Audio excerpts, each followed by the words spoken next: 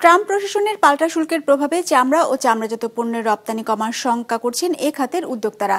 তাদের দাবি, এই শুল্ক অব্যাহত থাকলে প্রতিযোগিতামূলক বাজারে টিকে থাকা কঠিন হয়ে পড়বে তাদের জন্য, যা থেকে উত্তরণে পরামর্শক নিয়োগের পাশাপাশি সরকারের পক্ষ থেকে কূটনৈতিক আলোচনা জোরদার করার তাগিদ দিয়েছেন তারা।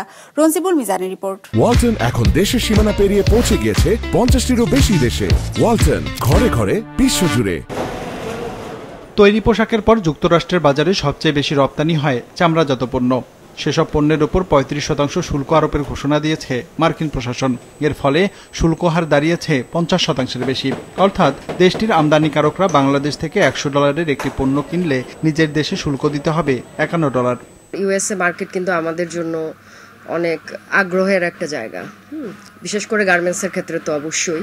পাশাপাশি কিন্তু এখন লেদার প্রোডাক্ট এবং ফুটওয়্যার ইউএসএর মার্কেট কিন্তু অনেকটাই এক্সপোর্ট হচ্ছে বাংলাদেশ থেকে। তো এটা আসলে আমাদের জন্য অনেক বড় একটা ধাক্কা। ব্যবসায়ীদের হিসেবে চামড়া ও চামড়াজাত পণ্যের বিশ্ব বাজার এখন প্রায় $500 বিলিয়ন, যার মধ্যে $100 বিলিয়ন বেশি যুক্তরাষ্ট্রের দখলে, যেখানে বাংলাদেশ $8 থেকে $10 কোটি চামড়া ও চামড়াজাত পণ্য রপ্তানি করে। হিসাব বলছে 2023-24 অর্থ বছরে চামড়া ও চামড়াজাত পণ্য রপ্তানি হয়েছে $103 কোটি, আর 2024-25 অর্থ বছরে এই রপ্তানির পরিমাণ দাঁড়িয়েছে $114 কোটি। উদ্যোক্তারা বলছেন, শুল্ক হার কমানো না গেলে প্রতিযোগিতামূলক বাজারে টিকে থাকা কঠিন হবে তাদের জন্য। কম্পেয়ার করলে অন্যদের থেকে আমরা কোথাও কিন্তু অ্যাডভান্স না। টেকনোলজি বলেন, প্রোডাক্টিভিটি বলেন, ইফিসিয়েন্সি বলেন, আমাদের যারা কম্পিটিটর দেশ আছে তারা কিন্তু সব জায়গায় আমাদের থেকে কিন্তু অনেক অ্যাডভান্স।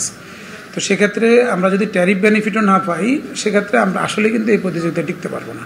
যুক্তরাষ্ট্রের বাইরে চীন, ইন্ডিয়ার মতো দেশে চামড়া রপ্তানি করে বাংলাদেশ, যার মধ্যে সবচেয়ে বেশি অর্থাৎ 60% মতো চামড়াই রপ্তানি হয় চীনে। উদ্যোক্তারা বলছেন, চীনের উপর এমনিতেই অধিক শুল্ক বসিয়েছে ট্রাম্প। ফলে দেশটির ক্রেতারা এদেশের রপ্তানিকারকদের চামড়ার দাম কমানোর উপর চাপ প্রয়োগ করতে পারে বলে শঙ্কা করছেন ব্যবসায়ীরা। সেই সাথে বিকল্প হিসাবে যেসব দেশে কম শুল্ক আরোপ করা হয়েছে সেসব দেশ খুঁজবেন তারা।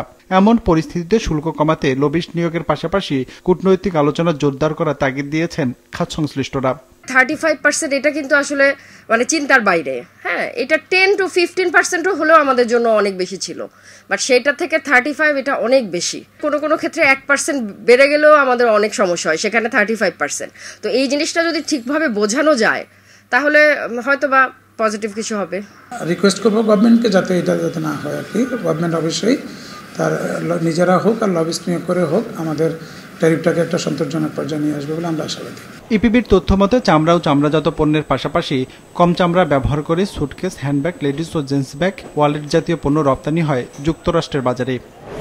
রঞ্জিবুল মিজান, বিজনেস রিপোর্ট, মাছরাঙা টেলিভিশন।